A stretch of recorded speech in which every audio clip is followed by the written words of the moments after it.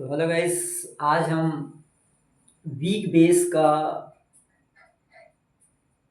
Degree of dissociation देखेंगे। Weak base का degree of dissociation देखेंगे। वीक बेस का डिग्री ऑफ डिसोसिएशन देखने के बाद हम वीक बेस का आयनाइजेशन कांस्टेंट भी देखेंगे और उनका वीक बेस का पीएच ज्ञात करने का फार्मूला को भी हम ड्राइव करेंगे।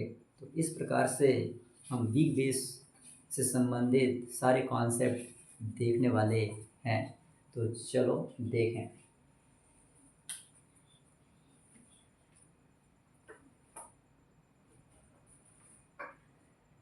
BOH ये क्या है? एक वीक बेस है। वीक बेस है। BOH क्या है? वीक बेस है। इसका आयनाइजेशन करेंगे। जब इसका आयनाइजेशन करेंगे तो B प्लस और OH माइनस ये होगा आयनाइजेशन। अब प्रारंभ में क्या होगा? जब टाइमिंग जीरो हो उस समय BOH का 1 मोल लेना है। उस समय हमारा B प्लस वो शून्य रहेगा और OH नेगेटिव एंड B शून्य मोल डिसोसिएट होंगे। 1 मोल से इसके 0 मोल डिसोसिएट होंगे जब टाइम 0 हो। जब टाइम T हो मीन्स इक्विलिब्रियम पे क्या होने वाला है? इससे 1 मोल से अल्फा बन चुका होगा। यदि अल्फा बन चुका होगा तो ये बचेगा क्या? 1 माइनस अल्फा। यदि बर्तन का आयतन B हो तो हम आयतन से भाग दे देंगे। इनमें आयतन से भाग लगा देंगे। इनमें क्या कर देंगे? आयतन से भाग लगा देंगे। इनमें जैसे ही आयतन से भाग लगाएंगे और हम जानते हैं कि मोलारिटी जो होता है वो N/V लीटर होता है। N/V लीटर होता है, ये ध्यान देना है। N/V लीटर ये होता है। और यदि हम N का मान 1 रखें तो यह फार्मूला जो M होगा, M को हम C कहने लगेंगे और C का मान जो हो जाएगा 1/V लीटर हो जाएगा। 1/V लीटर हो जाएगा। 1/V लीटर हो जाएगा ऐसा। तो हम कह सकते हैं कि 1/V की जगह हमको 1 माइनस अल्फा, तो यहाँ पे हमको 1/V की जगह C यूज़ करना है। 1/V की जगह हमको अल्फा इंटू C यूज़ करना है, B प्लस का कंसनट्रेशन, और OH नेगेटिव आयन का हमको करना है अल्फा इंटू C, ये करना है। अब जो कांस्टेंट होगा, आयनाइजेशन कांस्टेंट जो होगा यहाँ पे उसको कहेंगे Kb कहेंगे। आयनाइजेशन कांस्टेंट को Kb कहेंगे। और ऊपर आ जाएगा कंसंट्रेशन ऑफ प्रोडक्ट आएगा। हमारे पास एक प्रोडक्ट है तो कंसंट्रेशन ऑफ प्रोडक्ट आएगा और बटे में आएगा कंसंट्रेशन ऑफ रिएक्टेंट। यहाँ पे नीचे आएगा कंसंट्रेशन ऑफ रिएक्टेंट होगा। तो जो Kb है उसको हम कहते हैं आयनाइजेशन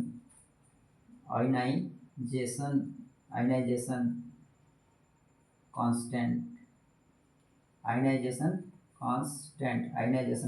है ये। आयनाइजेशन कांस्टेंट ऑफ बेस का आयनाइजेशन कांस्टेंट है। जो Kb है वो बेस का आयनाइजेशन कांस्टेंट है, ये याद रखना है। तो हम कह सकते हैं कि Kb इज इक्वल टू क्या हो जाएगा? हमारे पास प्रोडक्ट क्या है हमारे पास? Concentration of B plus multiply concentration of OH negative ion, ये हो जाएगा। और बटे में क्या आ जाएगा? कंसंट्रेशन ऑफ BOH ये हो जाएगा। कंसंट्रेशन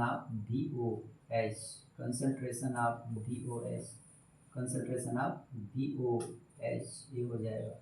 कंसंट्रेशन ऑफ BOH ये होने वाला है, ये हो जाएगा। अब हम मान रख देंगे। अब ये हो जाएगा Kb बराबर B प्लस का कंसंट्रेशन अल्फा इंटू C, ये हो जाएगा alpha into C multiply alpha into C। OH negative का भी अल्फा इंटू C है और बटे में BOH का क्या है? 1 माइनस अल्फा इंटू C, ये हो जाएगा 1 माइनस अल्फा इंटू C, ये हो जाएगा। तो Kb इज इक्वल टू हो जाएगा, एक C कैंसिल हो गया तो अल्फा स्क्वायर इंटू C, इधर हो जाएगा 1 माइनस अल्फ़ा, 1 माइनस अल्फ़ा। यदि अल्फ़ा का मान बहुत कम हो 1 से तो अल्फ़ा 1 माइनस अल्फ़ा को क्या लिख सकते हैं, 1 माइनस अल्फ़ा को हम लिख सकते हैं, क्या लिख सकते हैं, 1 माइनस अल्फ़ा को 1 के बराबर लिख सकते हैं। अगर अल्फ़ा का मान बहुत कम हो 1 से तो इसे लिख सकते हैं, तो यहाँ पे हो जाएगा K b is equal to alpha square into C. अब 1 माइनस अल्फ़ा की वैल्यू 1, तो 1 को नहीं लिखेंगे तो चलेगा।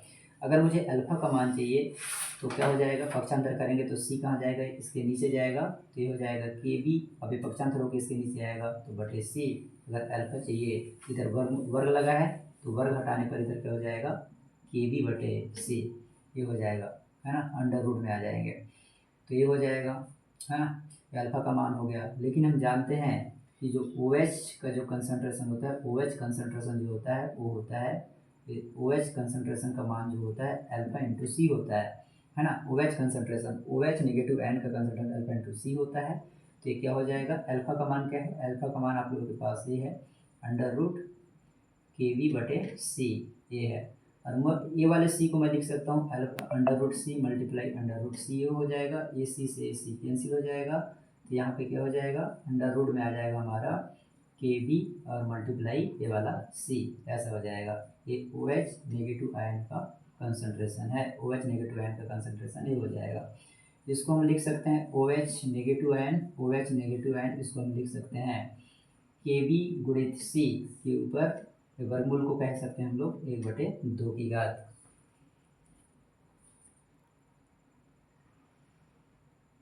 एक बटे दो की घात, ये हो जाएगा। तो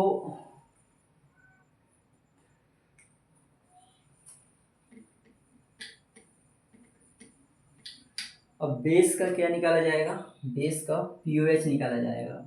पीओएच होता है नेगेटिव लॉग ओएच कंसंट्रेशन, है।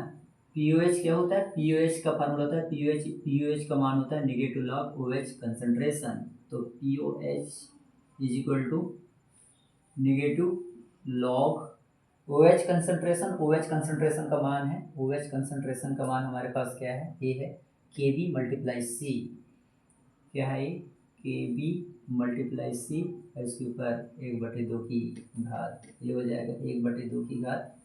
यहाँ पे हो जाएगा p O H is equal to negative log, negative log है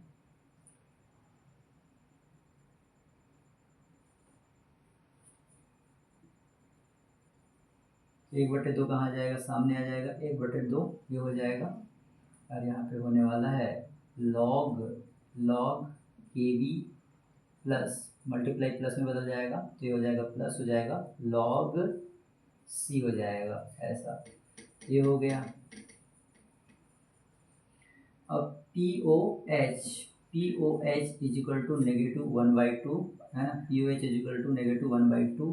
अब नेगेटिव के अंदर मल्टीप्लाई करें, नेगेटिव के अंदर मल्टीप्लाई करोगे तो हो जाएगा नेगेटिव लॉग के बी हो जाएगा, और माइनस और प्लस का मल्टीप्लाई करोगे तो माइनस हो जाएगा लॉग सी, ये आने वाला है लॉग सी, ये हो जाएगा लॉग सी होने वाला है।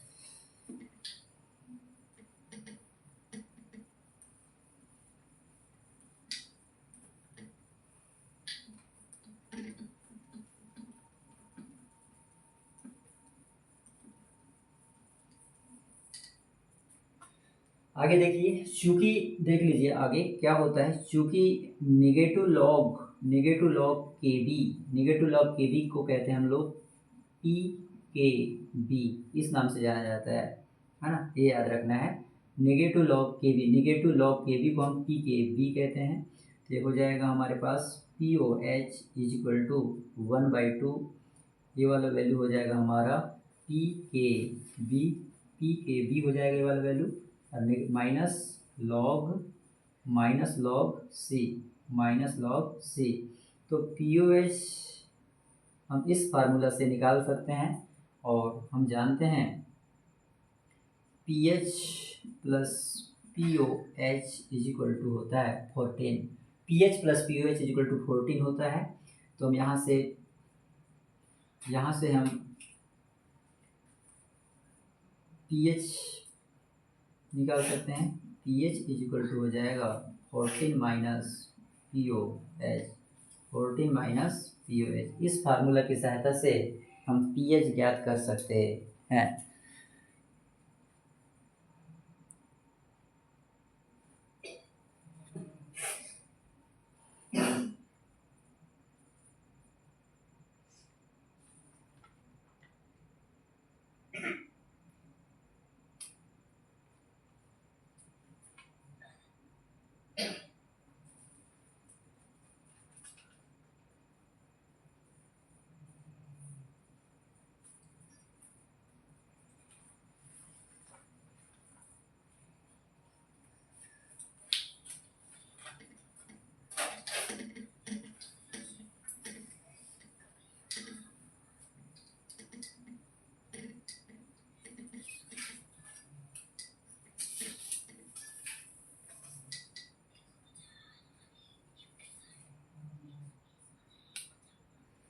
अब गाइस हम देखेंगे अगर यहीं पे factors affecting degree of dissociation, factors affecting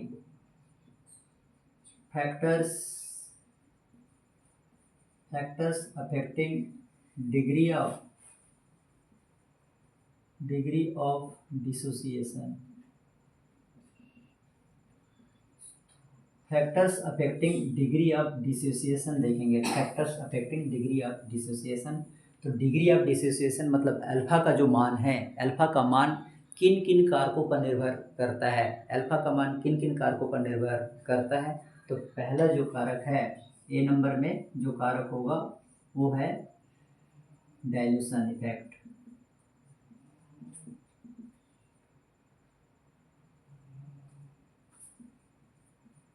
dilution का इफेक्ट देखेंगे। डाइल्यूशन का क्या इफेक्ट पड़ता है डिग्री ऑफ डिसोसिएशन पर, डाइल्यूशन का क्या इफेक्ट पड़ने वाला है। तो हम जानते हैं अल्फा क्या होता है, अल्फा होता है √k/c, है ना, ये होता है। अब चूंकि हम जानते हैं 1/b होता है, तो हम कह सकते हैं चूंकि ये होता है इसलिए हम कह सकते हैं अल्फा इज इक्वल टू क्या हो जाएगा, ये हो जाएगा KA/V, ये होने वाला है। तो इस प्रकार से हम इसको कह सकते हैं। अगर डाइल्यूशन बढ़ाओगे, डाइल्यूशन बढ़ाएं, अगर विलियन का डाइल्यूशन सोल्यूशन का डाइल्यूशन बढ़ाएंगे तो, है ना, डाइल्यूशन बढ़ाने पर वॉल्यूम कैसा होगा, वॉल्यूम इंक्रीज होगा, और वॉल्यूम इंक्रीज होगा तो कंसंट्रेशन कैसा हो जाएगा, कंसंट्रेशन जो हो जाएगा वो घट जाएगा। कंसंट्रेशन कैसा हो जाएगा, घट जाएगा, क्योंकि वॉल्यूम और कंसंट्रेशन में व्युत्क्रमानुपाती का संबंध होता है, तो ये घट जाएगा। और क्या होगा, आयोनाइजेशन इंक्रीज हो जाएगा, तो अल्फा का मान भी क्या हो जाएगा, अल्फा का मान बढ़ जाएगा। अल्फा इंक्रीज हो जाएगा तो आयनाइजेशन भी इंक्रीज हो जाएगा, ये भी देखना है। और आयनाइजेशन इंक्रीज हो जाएगा तो कंडक्टिविटी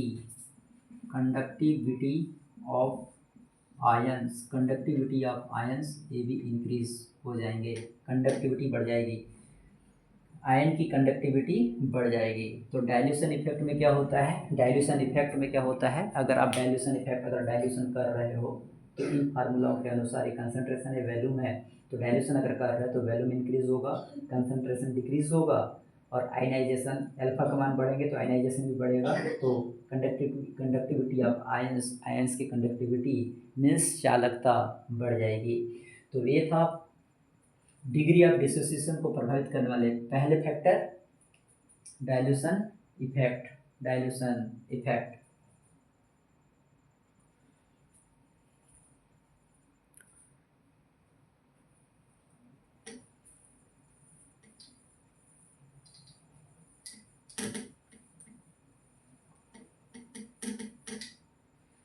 दूसरा है टेम्परेचर, इफेक्ट ऑफ टेम्परेचर का इफेक्ट देखेंगे बी नंबर में। टेम्परेचर का क्या इफेक्ट पड़ेगा डिग्री ऑफ डिसोसिएशन पर, टेम्परेचर का क्या इफेक्ट पड़ने वाला है डिग्री ऑफ डिसोसिएशन पर। टेम्परेचर बढ़ाने पर डिग्री ऑफ डिसोसिएशन कम होगा, ज़्यादा होगा, इसको देखेंगे। तो डिग्री ऑफ डिसोसिएशन पर क्या प्रभाव पड़ने वाला है?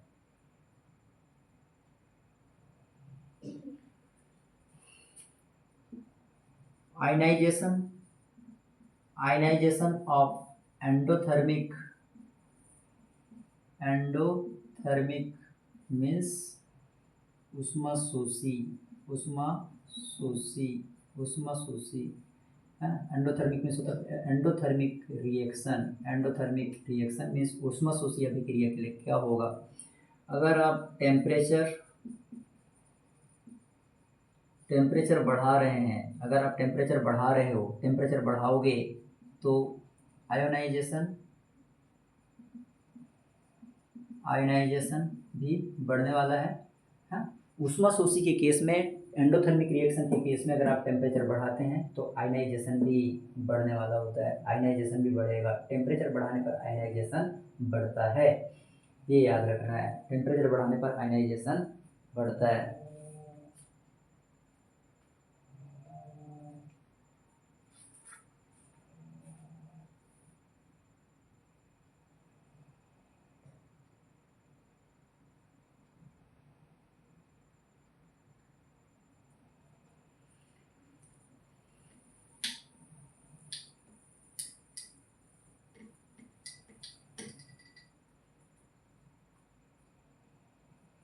सी नंबर में है nature of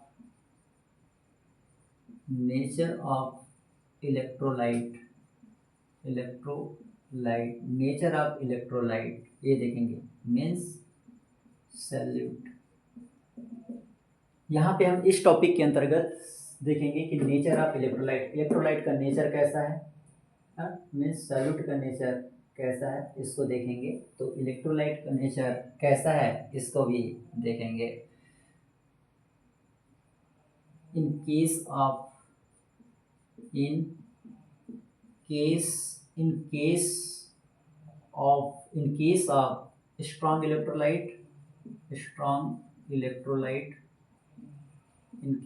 strong electrolyte in case of strong electrolyte